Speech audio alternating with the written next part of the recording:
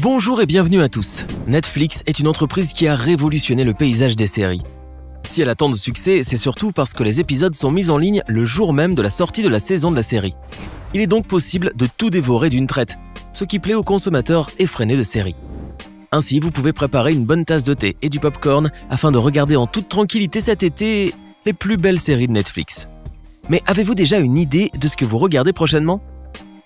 Pensez-vous que votre série préférée fait partie de notre top 5 des meilleures séries de Netflix ?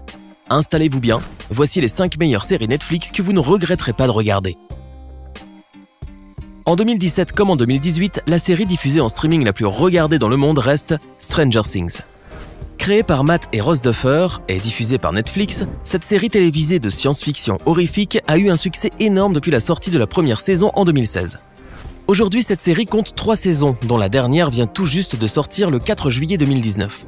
Fortement inspirée par les œuvres de Spielberg, Lovecraft ou encore Stephen King, Stranger Things est une véritable référence en matière de séries. D'ailleurs, elle a reçu plusieurs prix, dont celui du top 10 des meilleures séries télévisées en 2016 lors de la 17e cérémonie des American Film Institute Awards.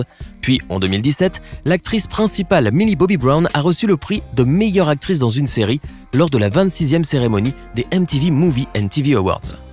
Les prix qu'a reçu cette série sont bien nombreux et ça ne risque pas de s'arrêter puisque la saison 3 a aussi eu un succès phénoménal. En effet, en 4 jours seulement, plus de 40 millions de foyers ont vu la saison 3 depuis son lancement le 4 juillet.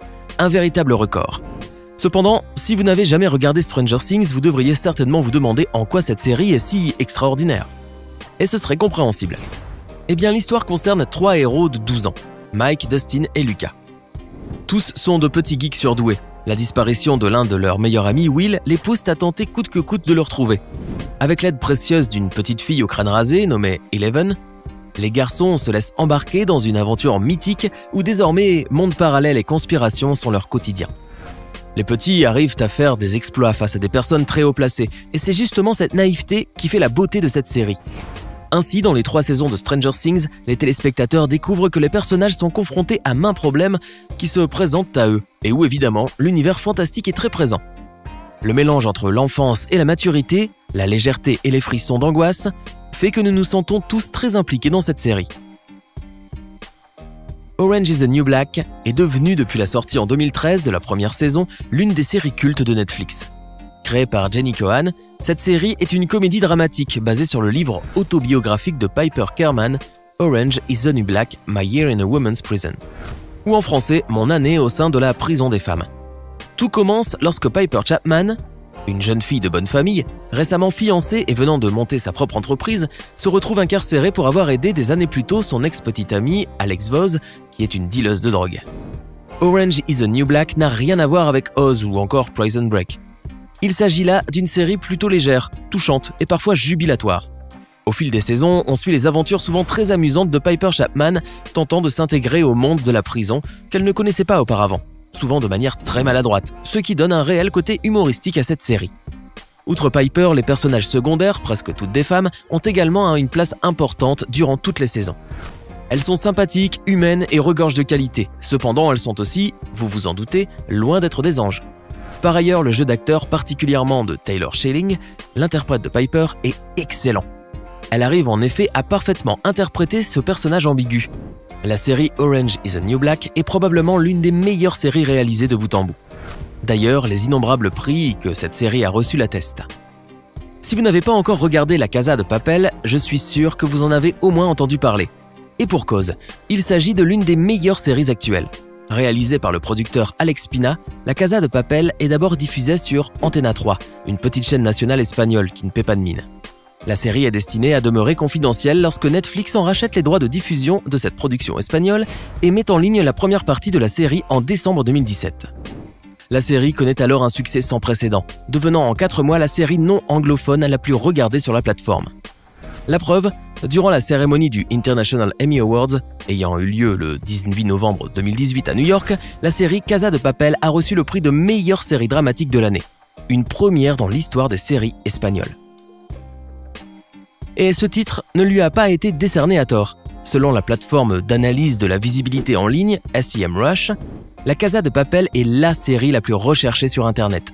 En effet, fin juin 2019, elle a fait l'objet de plus de 170 000 requêtes. loin devant d'autres séries de grande renommée comme Stranger Things. Et comment en serait-il autrement? La Casa de Papel a un public très large et les spectateurs enchaînent les épisodes. Les 2 premières parties de la série ont été un succès planétaire et la 3e, sortie en mi-juillet 2019, est tout aussi spectaculaire. Si vous ne connaissez pas encore l'histoire de cette palpitante série, eh bien voici un bref résumé. Il s'agit d'un homme mystérieux que tout le monde appelle communément Professeur, qui organise avec 8 des plus grands malfaiteurs du pays le meilleur braquage de tous les temps. Leur cible sera la Fabrique nationale de la monnaie et du timbre.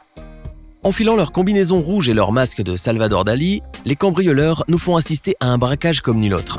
Durant les 2 premières saisons, les téléspectateurs suivent donc un enchaînement d'événements à couper le souffle. Et lors de la saison 3, les fans de la Casa de Papel vont assister à un cambriolage encore plus surprenant que le précédent.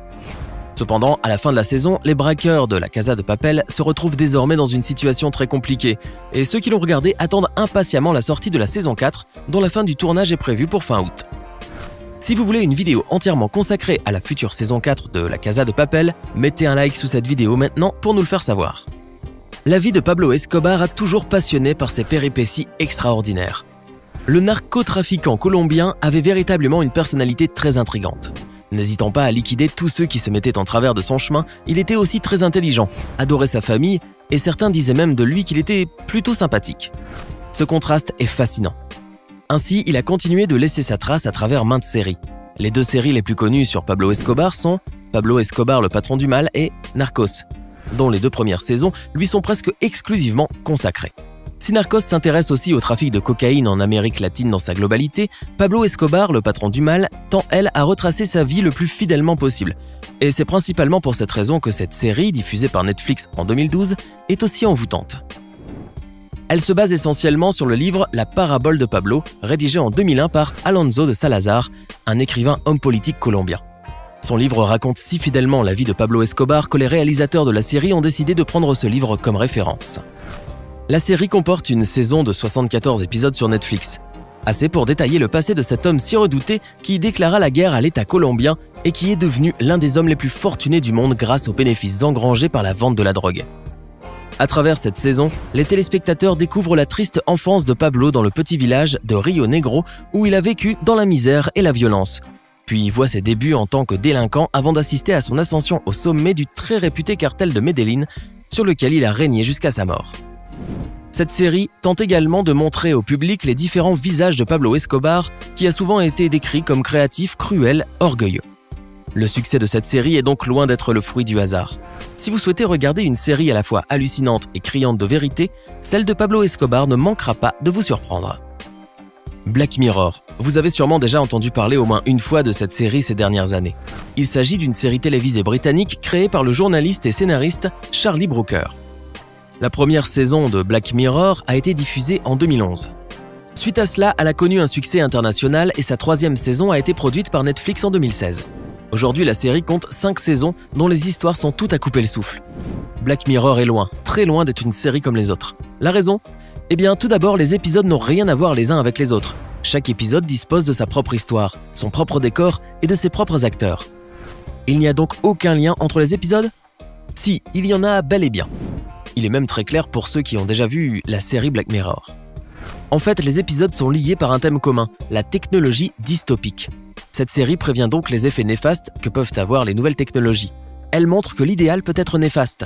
Ainsi, on comprend nettement que Black Mirror cherche à transmettre un message moralisateur bien clair. D'ailleurs, rien que le titre Black Mirror en dit long sur le thème de cette série. En effet, le titre fait référence à la technologie que nous consommons comme une drogue. Et comme toute drogue, la technologie doit avoir des effets délétères. Black Mirror, ou Miroir Noir, est l'écran omniprésent qui nous renvoie notre reflet. Sans surprise, l'originalité de cette série, les retournements de situation et l'incitation à la réflexion font que Black Mirror a reçu maintes récompenses et plusieurs critiques positives. De plus, en Chine, cette série a reçu un excellent accueil, devenant la série la plus commentée du pays en 2012. Elle a même obtenu un score de 9,3 sur 10 sur Douban, un réseau social chinois. Pas étonnant, puisque cette série est l'une des meilleures de Netflix. Alors, quelle est la série que vous préférez parmi toutes celles-là ? Connaissez-vous d'autres séries Netflix dont nous n'avons pas parlé mais qui vous ont marqué ? Dites-nous tout dans les commentaires. N'hésitez pas à liker la vidéo si elle vous plaît et si vous êtes nouveau sur la chaîne, n'oubliez pas de vous abonner et d'activer la notification pour ne rater aucune de nos prochaines vidéos.